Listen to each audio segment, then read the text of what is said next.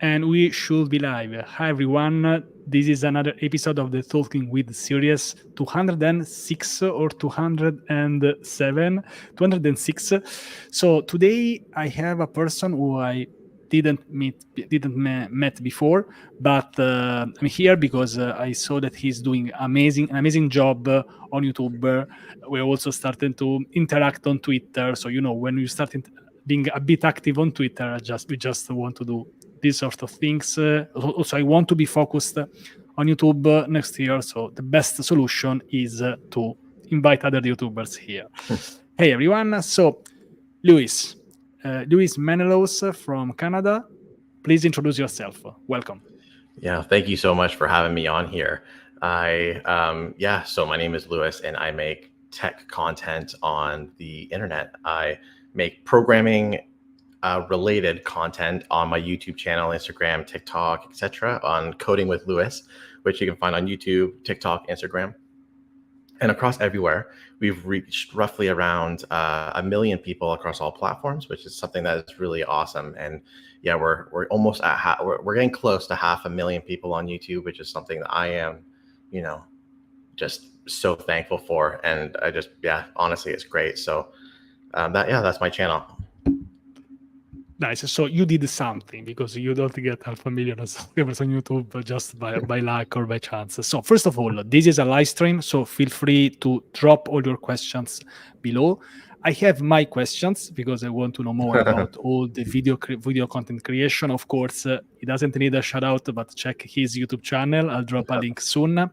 So, Luis, usually the first question that I always ask in this podcast, in this series, is how did you get into tech? When and how? Like, well, how all this happened? Even before, I don't know, maybe before getting into content creation. Absolutely. Yeah, no, I mean, I've been just like most people, I think a lot. I was a huge fan of tech and gaming when I was a young kid. So I'm 29 now. And when I was like 5, 6 years old, got my first computer, started playing games on it, started going on the internet. And then eventually what ended up happening is, you start playing games, you start to want to learn how to make them. And so that's what I would do sometimes. It's funny because it's really popular now, but even all the way back in 2006, you had games like Roblox that existed that you can make your own games. So,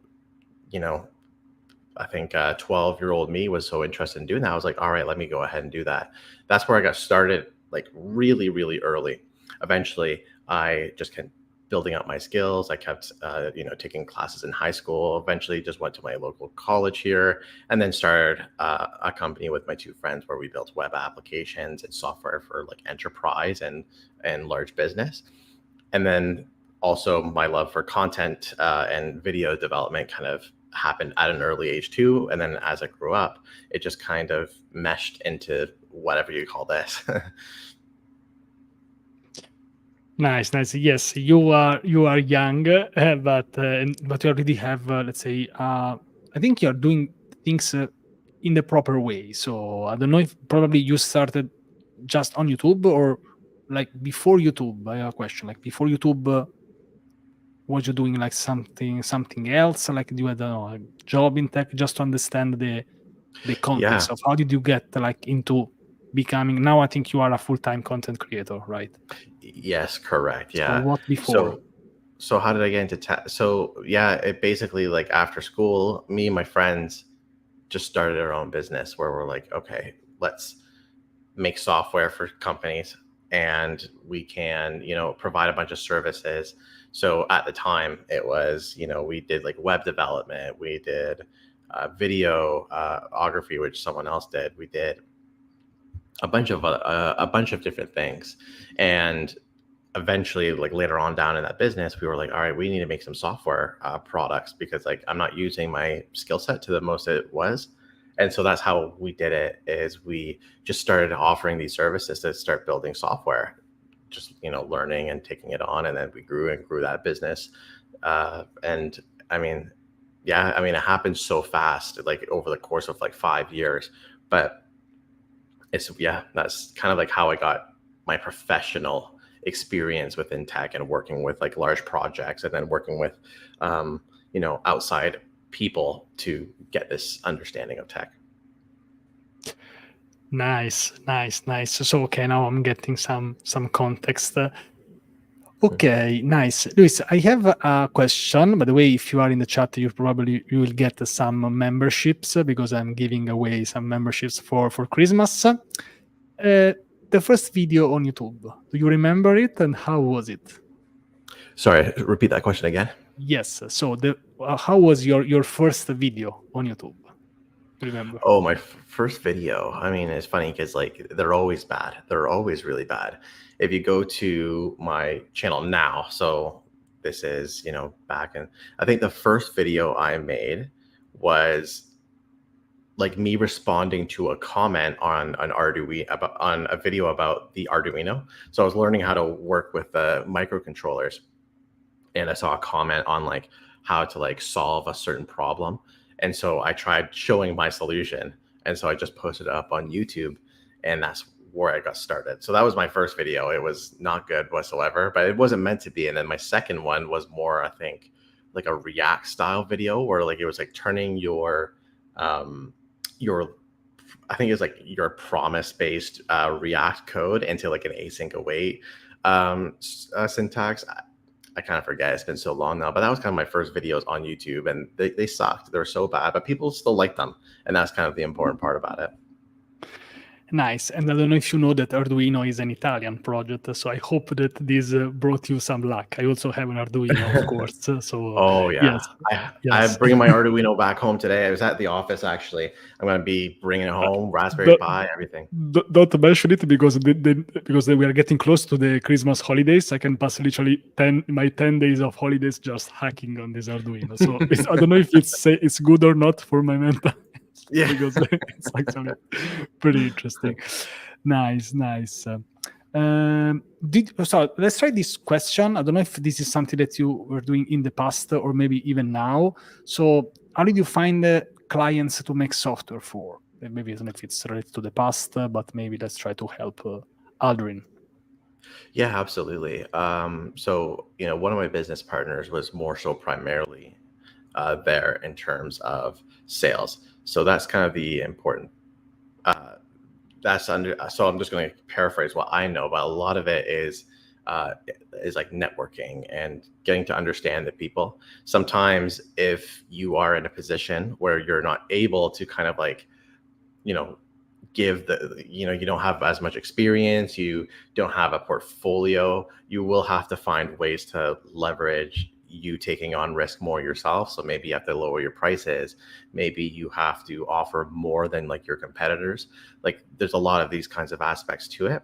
That's how you kind of find your first client, is just by finding a company that is willing to take on the risk, and then also just kind of providing the services that they need in terms of like, what are these, I'm trying to think of a good example that I did here. Like we had some niche software that we made where it was like converting two data types for like some sort of energy project. It was weird, but just being able to provide that, and then networking and getting your foot in the door, making yourself well known in your community, is like really the best way you can do it. That's what I'm trying. So networking is probably the best way to do it. I can confirm. I got my first, let's say, freelance role. It was 2 years ago on Twitter by a friend. Like we started to collaborate. It was a short period, but I can say I underestimated the power of this. I thought that like I had to find a job. I had to do like, I don't know, the classic way, get a CS degree, then do interviews and so on. Nothing wrong with that, but this is now another opportunity that now, if you're younger, if you know how to do it properly, it's probably a good idea. So absolutely nice. You're already in the right, on the right way. So let's go back on the YouTube, because I think you have an amazing YouTube channel. I had time just to check, I think, the latest video, and I saw the quality, which is very, very good. Like a lot of like the editing, it's super good. So my question is like, can you share something about the process? Are you doing this by yourself? Do you have a person, a team? do you plan stuff? So some behind the scenes, because I think it's interesting even to share. For example, if someone wants to get started, or what you want to share that I think it can be useful. Yeah, absolutely. So let's see, process. So it's a hectic process every single time, right? But when it comes to, so the first starting off, I do have a team. So it's myself, and I have a editor that works full time with me, named Will. He's been working on my videos for a very long time now. So me and him both edit the videos. And so what we end up doing is, I'll end up thinking of a bunch of ideas I need to do or that I want to do and pursue. Then you kind of go through a big writing process. You go back and forth on it, and then you kind of like picture how you want the video to look in your head, like from a visual standpoint, how is this going to achieve the desired effect that I want. And then you film it, and then you go into the editing spot, and this is usually one of the most time consuming outside of the writing, is just editing. So Will and I will discuss, all right, what needs to go here, what needs to go there, and we'll kind of like put it all together. And yeah, like some of these, I mean, it really depends on what our deadline is for it. But sometimes this could take like a month. It could take a month and a half, maybe even 2 months to make a video like this. And as you saw there too, there was like a software project that was also involved within the project. So it's like we have to develop a software as well. So it kind of adds on to the whole project as a whole, developing a whole software for a video that already takes a long time to make. So yeah, that's the process of the whole thing, is like a 2 to 3 month span of writing, editing, revisions, etc. Will and I, like beforehand, like it was just me, but like again, as like we always want our videos to be better. Like the next video should always be better than the last. So you can just tell how like even with 2 people, it still is taking longer because the quality is we're trying to get better. I can feel it because I've been editing for 8 hours today before jumping in this in this live stream. So I understand what we are talking about. And yes, so in my case it's a bit different because I try to do this like more like almost to daily basis, let's say weekly basis. In your case, I think that you are doing this in the perfect way. So it's like what you're doing, it's good, and you're also getting the reward you absolutely deserve. Thank you so much, Giuseppe. Okay, I have a question now, because this is to understand, because for example, I am very focused on doing many videos. Can be right, wrong. I think both of us, like, it's better than doing nothing, of course. So my question is like, what's your expectations? Because if you work 1 month on a video, maybe now you already know that, okay, maybe this video you make like, okay, so I dedicate like 3 weeks, 4 weeks. Now it makes sense. If you have 500,000 subscribers, you already know that you will have, I don't know, at least an initial, that small advantage when you publish a video, which is not much, but it's something. But at the beginning, when you had like, I don't know, 5,000, 10,000 subscribers, the effort to create, was it really worth, or not? Like, what was the process? Because now I am like at 20,000, so I want to understand like what might be even a good strategy for, like, there are many like small YouTubers or like smaller YouTubers that are focused on a niche. We all want to do good quality videos, but I know many friends who, like, they tried what you did and it didn't go well. Like, they edited a video for a whole month, then it doesn't work. Then you do this 2 times, 3 times, 4 times, and then you might end up into just stopping the YouTube because you start hating it. So in your case, amazing. But I would like to know from your point of view, what do you think about this? What would you suggest maybe in the process of improving the YouTube channel? This is a very important question for me and my future, like also on YouTube. Yeah, no, I mean, it's funny because yeah, I 100% see the same thing, where a lot of creators, they'll make like videos and they're like, this is going to be the best video ever. They spend so long on it and then they get burnt out because no one watches it. Because like that's just the way it works, sadly, right? Like sometimes YouTube doesn't push it out. And then they get into, they just give up on it. So for me specifically, like I've always loved creating, right? Like when it comes to my passions in life, even if a video does hit like 10 views, obviously it's going to suck, right? But at the end of the day, like I'm just so happy to be able to create and like express myself in a creative way. So this has always been a passion of mine since I was a little kid. So I have the love for it that maybe some people just don't. But something that also helps me specifically is by posting on shorts as well. Because if you go on TikTok, you go on Instagram, you go on shorts, these short form video platforms, what happens is that it already guarantees you a certain amount of views, right? Like it guarantees you're going to get some views. And these are only 1 minute videos that you have, or less, that you have to make. And then it kind of helps like justify this process of content creation. So like let's say you make 10 short form videos, right? So that's like 10 minutes worth of content, which, you know, some would arguably be less than if you did one-on-one long form video. Well, if you do 10 and then let's just say two of them get more than 20,000 views, well, like you're going to feel more justification for wanting to continue. You know, it's kind of like a little bit of a hack almost, because you can still get, you know, you can exercise this creative brain of yours. You can create content and get your name out there, and you have people that are actively watching. So on my channel, that's kind of a huge part of it, is just going from like doing a lot of short form content as well as doing long form content as well. So I would say, like, for people who want to get involved into content creation and you're at like zero, I would say just try posting on shorts first. It's the easiest way to get involved. It doesn't take as much effort as long form, and it's just a nice way for you to understand what people like, what people want from you, and what you want of yourself, I guess. This is a great one, to be honest. Maybe I needed this tip maybe 3 years ago, but you're a bit late now. I'm joking, of course. But it's no, it's a good way to start, and I think that it's worth even to understand your audience, like you did the Arduino video first, then you see the React. Sometimes we don't even know like what we want to do. For example, this series of interviews, it was almost a mistake. Like I uploaded a coffee chat with one of my friends. Now I am at 200 episodes. So it was not planned to do this sort of format. Sometimes it's experimenting what works, what doesn't work. So I like this approach.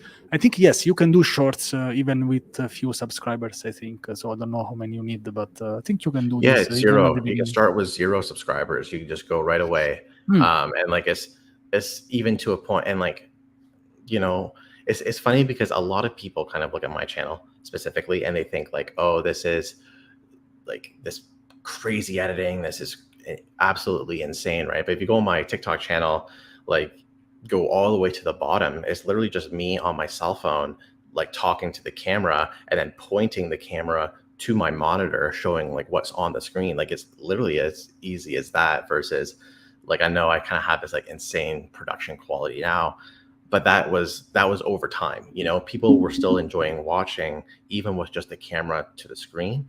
And I think that's what a lot of people just kind of got it.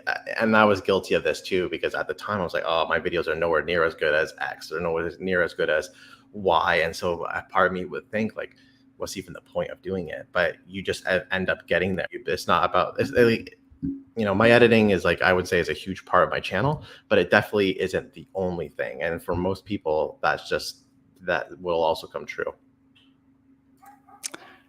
Yes, and I can feel just from you speaking that you are really passionate about this. Like when you talk about the editing part, doing this, so I can say that maybe this played a role, I would say, because yeah, sometimes it takes time, and now I'm super curious of watching the first short, of course. So good strategy, of course, to get to get some views. And I'm joking, but it's interesting also to understand. I think also there are some one of the biggest YouTubers. They started, I think, with like really doing something that, like, they were not good at the beginning. So this is a proof that maybe we should understand the platform, yes, the algorithm, but it's really about understanding what we want. And then if we find time to do this full time, or just maybe we want to do just something, we can do it. So yes. Now I have another question, which is, what's your favorite video of yours, like from your point of view? Do you have a specific one? I don't know if I can find it. I can even share it, but like the first one that comes up in your mind that you really enjoyed. It doesn't have to be the one with more views necessarily, but Yeah. like, so what's your favorite video of Lewis Code? I think my favorite one is probably the one that we released recently. Not my newest one, but the one before that. It was I built a trading bot. I built the worst trading bot and gave it $10,000. So that's probably one of my favorite ones because A, like there was a lot of risk to it. B, we like wanted to very much like just kill the video, like make sure it was doing really well because it's I mean, it's not $10,000 on the line, I guess you could say, right? But we actually gave 10,000 real dollars. It wasn't simulated money. It was kind of like we did the simulation training, and then to like prove it, we're going to put $10,000 of our real money. So it was insane concept. And if you watch the video, no spoilers, the trading bots are beyond the dumbest things you could, it was what I really like about it. And this is kind of like where I tried to aim the channel is I felt like it kind of went into, it wasn't too technical. So like for those who are like wanting to become developers, like they could still enjoy it, but they wouldn't feel like they're being, buried in some sort of technical detail that wasn't relevant towards them.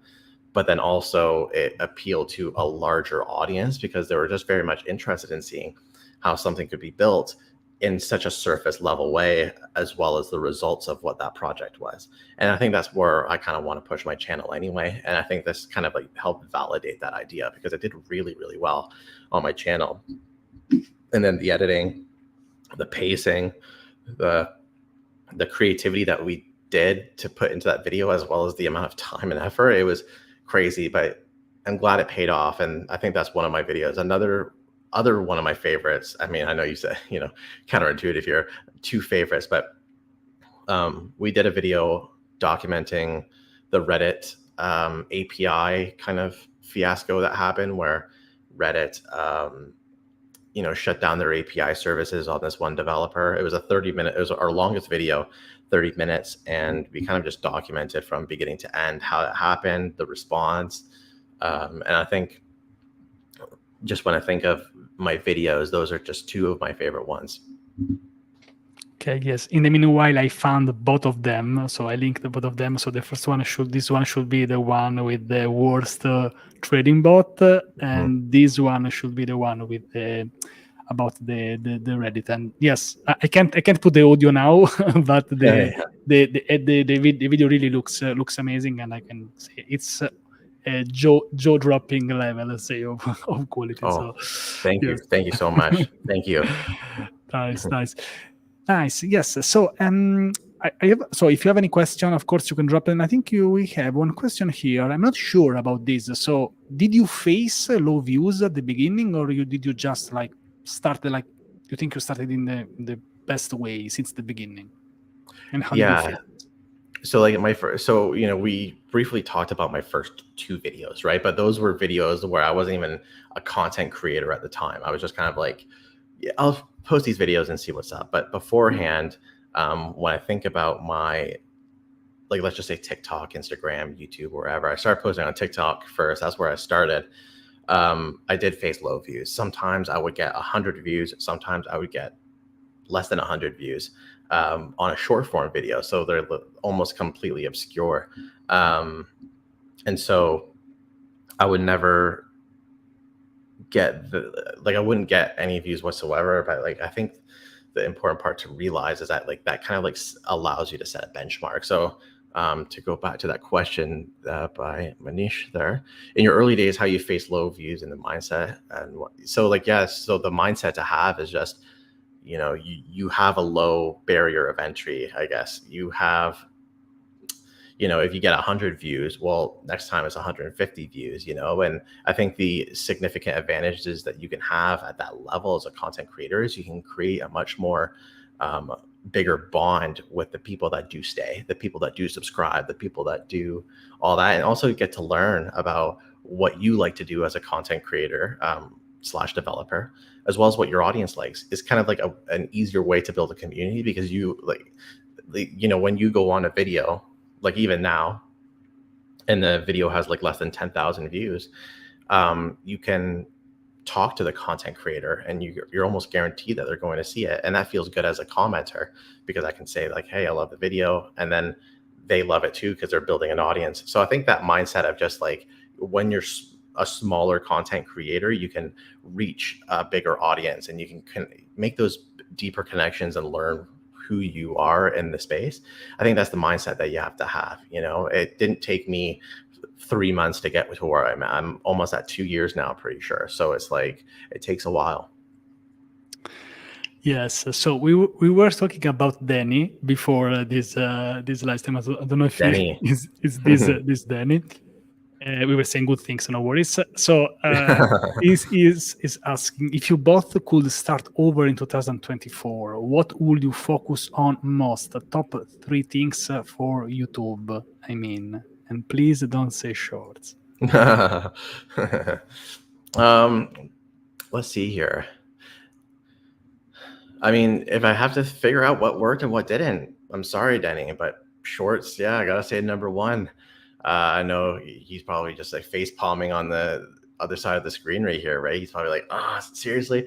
But honestly, I would say one, it would be shorts, just like to focus on that. I mean, that was kind of the thing I did really correctly at the beginning, is do that. I think the second thing for me is I would take more time to focus on building the quality of my videos at first. So a lot of the time I felt like, I just gotta post more. So I would neglect on the quality of the videos at first. So I would forget that, always try and focus on what's best. And then focus, and I hate that this is the way YouTube is, but focus more on the idea of validation in the title and thumbnail area than I did before. Beforehand, I just thought that was an afterthought. I'd think of an idea and then I'd figure that out later, but it should be the opposite end. And I didn't realize that until later on in my YouTube content creator career. Yes. So in my case, I'll be fast, of course, since I did this multiple times. But first of all, this question doesn't make much sense to me, because I would not be here doing YouTube. I would have still be doing like as a full stack developer for the space agency, not doing YouTube 9 to rel. So this question doesn't make sense. Probably I would focus more like on what also Luis says. So focus more on quality since the beginning, because I've been focusing on putting a lot of videos in the last 3 years. I will try to do less with more. So probably less videos. I will take more time for me. But of course, I'm saying this now because I have the experience. So it doesn't make much sense for me. I'm also non-native speaker, so things are a bit harder for me. So I also used the YouTube, like these interviews. I improved my pronunciation, which is still bad, but at least I improved. So it's a bit harder on my side, Danny. Now you have no excuses to start in 2024. I mean, you can even start in December 2023. Nothing wrong with that. You don't have to wait for the 1st of January, of course. Nice. I hope that was enough, Danny. Best of luck with your YouTube channel and videos, of course. So there we go. The hard question. I wanted to ask this, but Savas like anticipated me. Savascript. By the way, you should start a YouTube channel if your nickname is Savas, and you call yourself a Savascript. So you're already halfway there. That's epic. Yeah, that's epic. JavaScript. Yeah, that's honestly epic. Yeah, it just makes sense. Yeah, like it makes sense. Yeah. I wish I had a name where I could like name it like something script or like Lang or whatever. Like, yeah, honestly, props. Is there a video you created and spent hours to make only to throw it in the bin because you weren't happy with the end result? Yes, it's happened many times. There's been times where we've literally been at the upload screen where we're like, you know what? No, it's just not going to happen. And I delete it. And, what sucks with this is that my attitude behind the whole like quality, like, I am not necessarily a perfectionist, but I'm very anal about a lot of the things I put out. And so that sucks. And it's definitely things I need to work on. But B, sometimes it had legal implications as well. Sometimes it had like a sponsor on the video.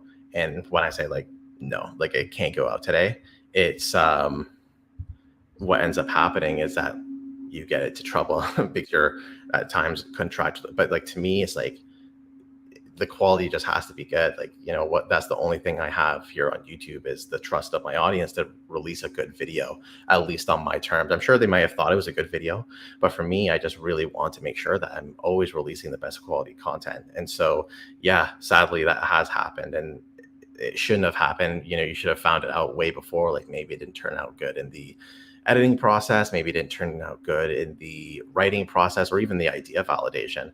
But it's happened many, many, many times. And especially like as your audience grows, this like expectation you have on yourself also grows a lot too.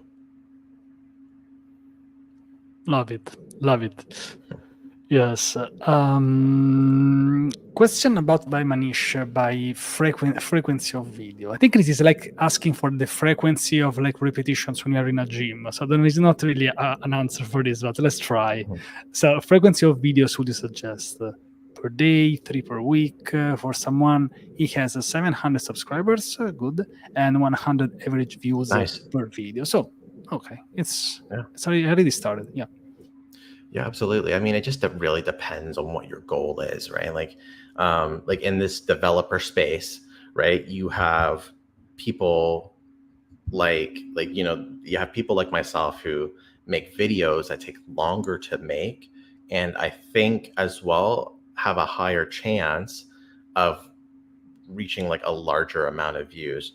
But then you also have other content creators who um, who don't put as much time and effort within the quality and the writing of the video, like in a good way, right? Like you have the Primogen, or you have like Theo, like these content creators who like are commentating on like the current news or events of things.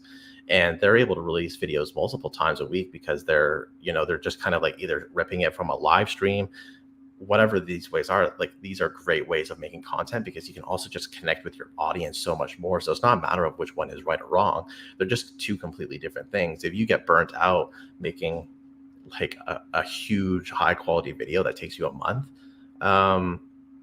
then maybe focus on something that's going to be easier for you and that you enjoy making. Your audience will just enjoy you enjoying making content at the end of the day, whatever that medium is. So first I would like make that decision, like how long is that going to take? And then B, just kind of figure out how long that type of content will make you. And then that should just be your frequency of posting. So for me, I think what I do with my channel, just because it takes so long to make the long form videos, we like to post shorts a lot so that people who are a fan of the channel can still like tune in, get a little bit of what to do on my channel for a bit. And then for the long form video, they can tune in when that video comes out. So I don't know. For me, I always thought like, oh, it'd be cool if I could do 2 videos per month. But now I'm thinking like 1 video per month, because we're just getting to that point now where like, what's the point of doing 2 videos per month if it's going to benefit us in that way? So really, it's honestly up to you. Think of that question first and then say it after. But yeah. Yes, and for example, first of all, thank you so much also for sharing this, because from your point of view, let's say also giving the tip that you should not do exactly what you do. It's great because we don't know, so we want to try to give a tip which is related to your persona, to you. And I agree with you on the fact that we should not burn out. YouTube is a sort of it's a creative process. It's like creating music, painting. So what I would suggest is that if you have time, if you can try to go a little bit higher on the quality, just go on that. But it's more important to keep going rather than stopping YouTube, because say even the most stubborn person, after 3-4 say flops, 4 months of like working so hard and getting so low, it's not worth. In my case, I can't define myself like, because I also do like a lot of like teaching live streams, and then I do a video, so it's more like this not super polite format, because I'm focused on doing a lot of stuff. But to be honest, I would like to grow in quality. 2024, let's see let's see how it goes. And of course, best of luck, Manish. So let us know also. Let's hang out on Twitter. We need to do something on Twitter, by the way, Luis. I'm seeing this on the live stream. So Yeah, absolutely. I would love. I mean, like I said, you're the Twitter expert. I always look at you, and you're the Twitter expert. So I need to follow your guidance on that. nice, nice. You mean Twitter addicted, but yes, yes. Let's call it. Let's say it expert. Yes. Nice, nice. Okay.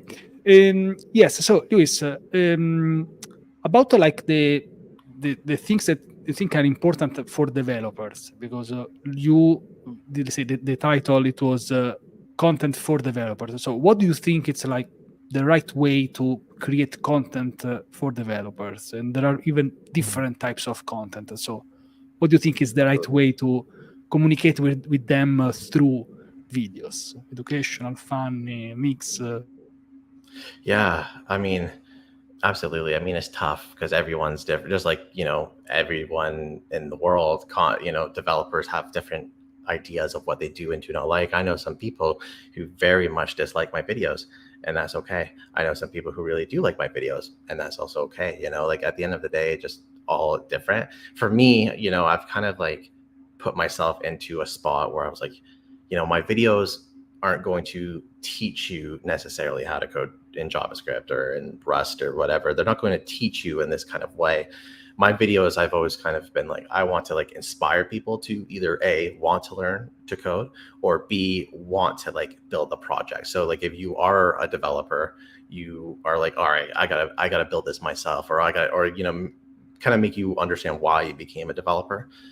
Um, that's kind of like the video content that I like to make. So I try and reflect that within the things that I make. Like maybe I'll report kind of like, or like give my take on some sort of news in my shorts, or I build that $10,000 trading bot, or have some videos coming up, or like I tell some stories that happened about people who were developers. Like there's a lot of things that I like to do in this space to kind of like enforce that, like inspire developers versus um, teaching. It depends on what you want to do. So, excuse me. So for like making content for developers, just kind of understand who developers are. So what I did is I just knew that a lot of people just were a bit skeptical on the tech, development side. So this is just kind of like my way of bringing those people back. But then if you are doing tutorials, you might want to understand the feeling that your audience is going through. They might feel helpless. They might feel depressed. Like they might feel like a lot of things, right? They might feel like they have no idea what they're doing. So you kind of have to like tune into that. That's how you do that. And then for other videos, if you're doing to experienced developers, that developers are skeptical. That they're cynical. Like they're very much like a hard group to infiltrate. So you have to be very, very vulnerable, as well as very open, with everything in order to get that trust. So just kind of like knowing your audience, if you're a developer, I think, no matter what you have something in you that will appeal. So like if you, for example, aren't an expert, but you want to like teach coding tutorials, well, you can like frame it as like, I'm just like learning alongside with you. You make those mistakes and you kind of give the people that vulnerability. I think just, yeah, that openness. People just need to know that you're open to making mistakes. You're here on the ride as well, and I think that's the most important part. Yes, I have no idea how someone can not like your videos apart for being envious. So that's the only thing that comes up in my mind. But I mean, to be honest, Luis, like I understand, at the end of the day, like whenever people say they don't like my videos, maybe I said something in a short that they didn't like. Maybe they think the editing is a little over the top. Like again, some people kind of like going back to that one example here. Some people do enjoy that live stream, or like just talking to the camera type of feel, like less production aspect of it, and that's completely understandable. And if people don't like my videos, no offense taken. I hope you find the right content you're looking for, and yeah, that's something that you just got to deal with. Yes, yes. Usually this happens when you do something that goes out of your bubble zone. So it happens also to me sometimes. Usually it's a good sign that you're basically pushing content to more random people, not just the people who already know this. So of course, when you go a bit out of your town, you start meeting people who don't like you. Some people Yeah, don't for even sure. like us in our own town, but it's normal, I would say. It should not be, but like it's something that can happen because someone say, "Oh, who is this guy now?" So For sure. it's so understandable, let's say, from their point of view. But no, but it's great because that, for example, you stick to a format, so at least you please the people who are already like the format of your channel that works for you.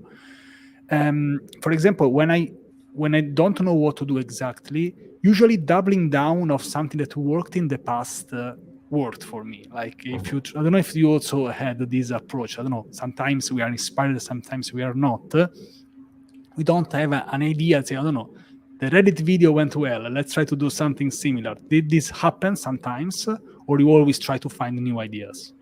Yeah. Oh, that's a tough one because I just do try and find different ideas. Like for me, something I've noticed, something I noticed doing, with myself specifically is like I started doing the videos that were more like programmer YouTube esque, I guess you could say, right? Like top 10 languages to learn in X, or this roadmap for developers. Like I did those videos and they've done really well. But part of me was like, you know what? Like I just do feel like it puts me in a bit of a bubble where like I was only ever able to make content for developers. And so that's when I started kind of saying like, you know what? Like why not I just like expand this niche a little bit. Like if you watch my videos, they're all related to programming in some sort of way, or like tech in that way. But part of me was like, you know what, I kind of want to expand a little bit so that I can just make whatever I want. I can just create a cool story and people watch it and they enjoy it.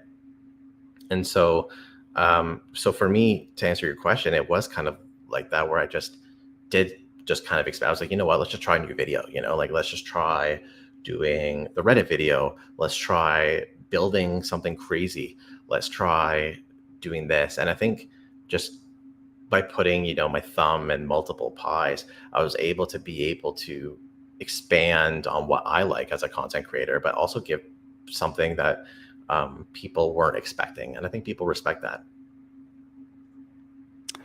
Nice, nice. Thank you so much. It's really insightful from my point of view. And I have, I think, just one more question. If you have some question, you can drop them now or never. And so, do you have a strategy for reaching? For sure, you reach 1 million subscribers. But Oh, thank do you. you That's have? Do you want? How are you planning to shorten this process? like, how do I get there as fast as possible? Exactly. Oh, this has been the $1 million like quite literally the $1 million question. As many times as I say, like, oh, I think I just gotta keep releasing good. And I think it kind of exponentially gets better, because I think what's funny with YouTube here is that or like compare it. So like on TikTok and Instagram and YouTube Shorts, what usually happens is that the first week is usually like how your video is going to perform on those platforms. On TikTok, it's like if you get like 4 million views, it's going to like stay there at like 1 week. At 1 week, you're staying at 4 million views, basically. Like it kind of just like pushes it all. It's funny. That's just kind of like how it works. But on YouTube, it's much different because the algorithm is very much like tailored, and people are able to click on different things based off of what they've already been watching. So like for my training bot video, that like it hit a huge spike when it first started, which was awesome. But what's funny is that what ended up happening is that a lot of my other videos started to get views at the same time. So you had like the Reddit video start to get more views. I had a video about Grand Theft Auto 5 that like about the development of it, that got a lot more views too. And so it's kind of like, what's funny is that no matter what, if you keep releasing these good videos, um, your whole channel starts to pick up a little bit because it keeps recommending things everywhere. So it becomes this exponential curve. So for me, I think just, yeah, I got to keep making good content. Part of me was like, oh, should I make more content? Should I be making less content? And it's a easy question, but I think, yeah, I just got to keep making something good, and then eventually it'll get there. And with the catalog of videos I already have, hopefully it gets there, somewhat fast. Nice, nice. No, thank you so much. I'm also trying to start because I didn't make many shorts, let's say in the past.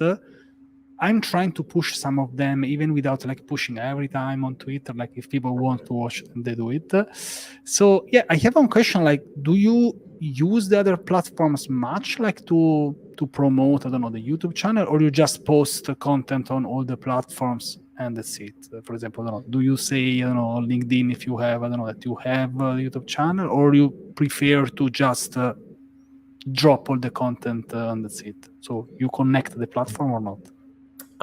What I like to do is I just treat every platform uniquely. So I do, it's like for my shorts, I cross platform, I cross post that. I mean, and this has, trust me, become a really complicated process recently, because what happens is we cross post, but on TikTok, things do better if they're over 1 minute, but you can't post on YouTube Shorts if it's over 1 minute. So you have to, like, what we do, excuse me, when we're cross posting, is we like make the video over 1 minute on TikTok, and then we cut it down to under 1 minute on Shorts.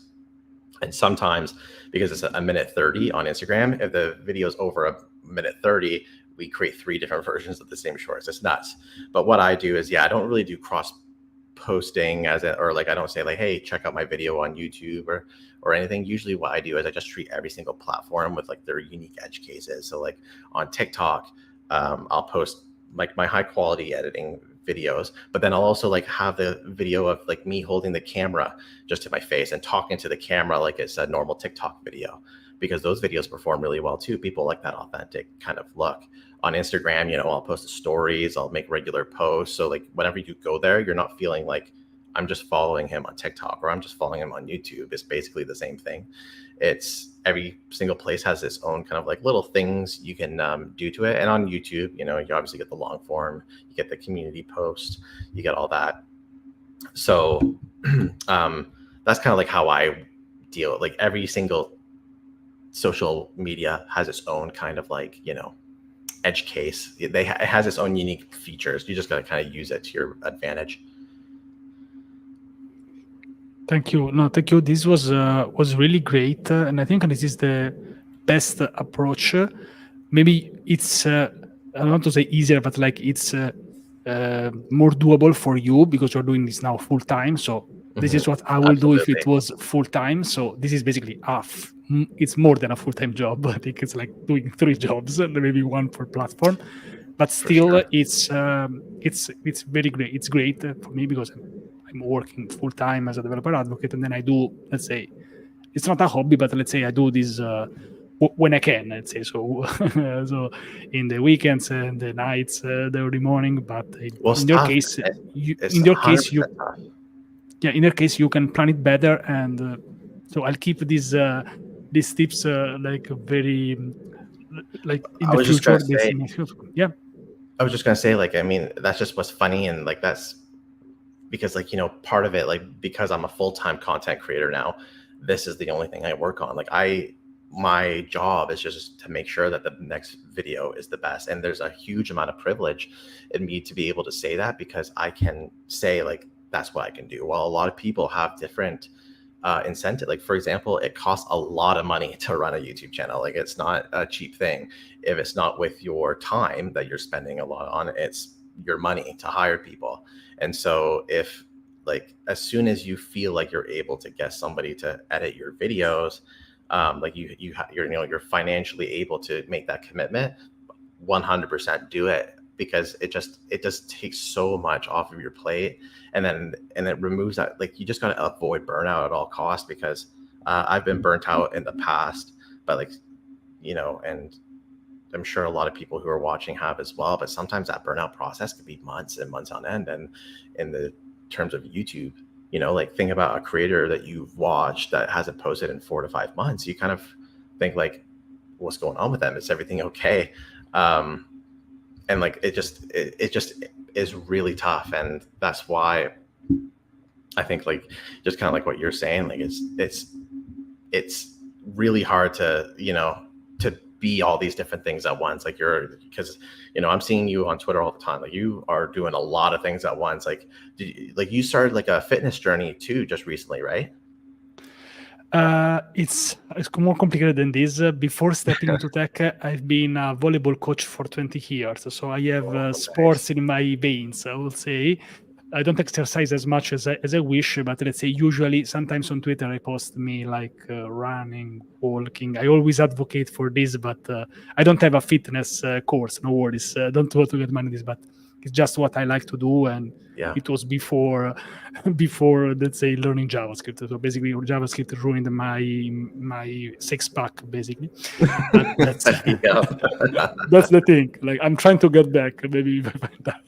But no, JavaScript ruined my six pack. That needs to be like that's like a viral tweet right there almost, right? Like before and I after. did. This is what I did JavaScript that. does to It you. went pretty well. It went pretty well. I didn't mean it. So you see, Yeah. you start thinking about a tweet person. So we are getting you on the dark side. Let's say. No, Yeah. no. And Yeah. yes. So Oh, sorry. sorry. Go We for it. have a couple of questions, and then I think we can wrap this up. Thank you so much, Luis. I love doing these interviews podcast because instead of like asking you to do a coffee chat and then we can basically do almost the same, we can help people here, have some fun, knowing each other. I found this perfect for what I need. I don't get more in terms of the subscribers, but it's good for me. So Yeah, for absolutely. for tutorials, so making tutorials engaging. So how to don't make people fall asleep during our tutorial. I mean, if we can manage to fall them asleep, they will still watching the video, so maybe it's good for attention. But let's say how to avoid them to go away. Hmm. Yeah, no, absolutely. I mean, this is what's funny is that no matter what, I'm gonna pop open my YouTube studio now, so I can give some insights here, just to kind of understand like terms of retention, because what's hard with YouTube, something that you really got to stay focused on is make sure that beginning is very, very engaging, right? Like I think ever since the clickbait, everything, I mean, this is like YouTube a long, like this isn't new. This is kind of like how they want to combat clickbait, so that if I say this is how to get $1 million in 5 days, and then you open up the video and it's not about that, you click off immediately. It's kind of like YouTube being like, all right, this is obviously complete fake. So if I'm going to look at my trading bot video here just as a way to kind of start off. So what's funny is that 61% of viewers were still watching around 30-second mark. So that means almost 40% dropped out immediately, which I think is not bad. Like that's not a bad number, but it's Good. funny because what ends up happening is that throughout the whole entire video, it stays roughly around the same. So at the end, it was 40%. I think just kind of like getting right to the point, like because I can't speak necessarily on tutorials. Tutorials is not where I do things, but more so in terms of retention, you just have to like make sure that you're delivering on the promise and get to it right away. Like you're kind of competing with so many people nowadays, and like think about like when you do a Google search, or like you go do like you run into a bug and you do a Google search, you click the link that will give you the fastest copy and paste ability that you can do. And if one has this like gigantic article, kind of like when you go on Pinterest and you try and get that recipe, and it's like this person's like whole life story before they get to the recipe, you're kind of like, come on, like just give me the recipe. It's similar to this in a YouTube video. So like for your video, like let's say if your video is how to learn JavaScript, right? Like how to learn JavaScript in 10 days, or like React tutorial, build this clone. Well, maybe it would help first to be like, this is what you're going to be building by the end of this video. You show that off at first, and then people are like, okay, I know what to expect. I know that I'm not going to build something that looks like crap. Or if you are building, like you're trying to give some like valuable insights, maybe kind of like start off with like a snippet of what that's going to be. Maybe like give the audience an understanding of like what the video is going to be like, so that they can expect, and make this very short. Make it very short. Like just kind of get right into it. People just don't have the attention spans nowadays to understand that kind of thing. So that's my. It's not really a tutorial specific one, but it's more so like, um, just make sure that when your audience sees your title and thumbnail and they click on that video, they immediately get gratification or satisfaction, or like they get what they want from when they clicked on it. That's what I would say. Yes. Also, from my point of view, if you dedicate more time, like, I don't know, in the first minute explaining what the hell is going on, at least, I don't know, by the end of this video, you will have this, and that. So at least this, it's better. So from my experience, it's similar, I would say. By the way, those numbers are great. Like, because Thank people you. don't doing YouTube, like having 40% at the end of the video, it's a lot. It's I can say that it's a very, very good one. So yeah, thank you. Yeah, it's like, like YouTube's like their incentive is to keep people on the platform for long, like from a business sense, right? YouTube just wants more people on the platform for longer so they can distribute more ads to them. Like realistically, I know it sounds cynical, right? But like they want people, like they're a business, they want people to stay on the platform so they can get delivered more ads. And so they're going to push the audience that are able to do that. So for the scenario that you said, I think, and I'm just seeing your other comment here. Let's say I developed a good project considering what a user wants. Well, just make sure that is what the user wants. Like, I don't know, maybe are you saying what that project is in the title and thumbnail? Are you showing what that end project looks like right off the beginning so that they don't have to like skip to the end or like just give up on it? That's kind of like some things right there. Also, tutorials are something that are hard as well because they're often more searched than they are like clicked on. There's two types of videos. You have the ones that are like in the browse feed, and then you have the ones that you search. Both do really well. But again, like if I posted a JavaScript tutorial, you might not want a JavaScript tutorial right now. So you're just going to skip it on the browse feed, but you might end up clicking on it if it was something that you're searching for. So really, really create different demographics, like lots of different ways to do it. But just think about that retention, that first 30 seconds, very important, make sure it's there. Yeah. Usually say like if you have, I don't know, 100 units of time, energy, dedicate maybe, I don't know, 50 to the first 30 seconds, to the first minute, which sounds crazy, but it's to adapt also to what You're YouTube 100% will right. do. That's you're dead on there, dude. It's like, yeah, it sucks how like sometimes that is the way it is. It's just kind of like, for me specifically, like making these like videos as a creative process, right? Like I like expressing myself. I like being artsy with it, like all this kind of things. I love being able to do this, but what sucks is that sometimes you do have to like follow those like algorithm things where it's like, all right, you got to like make that first 30 seconds just intense and spend so much time on it. And then like after that, I think I saw somebody said that they say like they spend 75% on the first minute, and then the 25% they like, that's how much, and that'll be like a 15-minute video. Yes, it's true. It's true because in our mind we think that people will just start like we all watch the whole video, so we want this to be good, which is good. I mean, if we had like infinite amount of time, yes, we dedicate, but like it's always good to differentiate in this. And hi, Rahul and Julia. I think we are close to the 1 hour, so thank you so much, Lewis. This was really great for me. I'm really looking for like ideas and to get started in 2024 in the right way. I experimented so many things on YouTube that I think, and maybe now it's time for me to dedicate more on the content I really want to do. Maybe I focus on the educational content, but I still got like some very good tips from you. Thank you so much. Really, really appreciate it. Looking forward to do some collaborations, some spaces on something on Absolutely. Twitter. And really, best of luck. Trust me, if you start making videos, I think we'll start to appreciate Lewis even more because you start to understand the effort behind it. Just watch the last video; it is mind-blowing. Hey, Jax. Hey. Nice. Lewis, would you like to say something like final message or something for how to create content for developers, and then I think we can wrap up. But thank you so much. Really appreciate it, man. Yeah.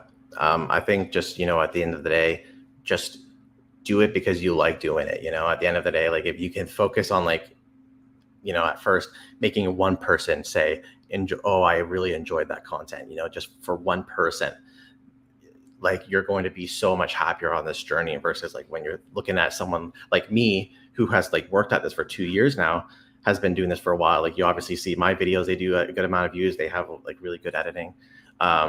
You're going to think like, oh, why can't I get to that level? Well, you will just eventually, or just what you have to start on now. How can I make one person inspired? How can I make two people inspired?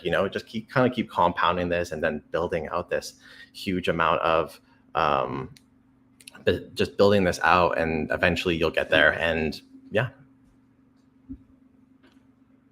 Yes, and yeah, also for me, it's super important. Like when I get like a comment, I don't know, like your video helped me, I don't know, in my final exam. For me, it's mind blowing because I do this video because also because like maybe I made, I don't know, 6 months ago, almost forgot that I made this video. So this is the reminder to always leave a comment if a video helped you. I think some people they underestimate like how much this can have an impact even on the content creator, like letting them know that what they are doing is right, that if they helped you, it's super, super important. And yes, and of course, Luis doesn't need a shout out from my YouTube channel, but still, I try to help help him as much as possible. And yes, my first goal is 100K for sure, but give me some time. Also, I want to do this. I think that with the tips that I got from Luis, those will help me a lot. Luis, thank you so much for this. I'm happy also we made this public so we can have some people here. Many people are saying that this. Thank you. This has been really great for everyone. I hope you appreciate it. That's it. Bye everyone. My day is done. Now I have 3 days off, so it's time to create now some content. Bye everyone. Bye bye. Thank you. Bye bye.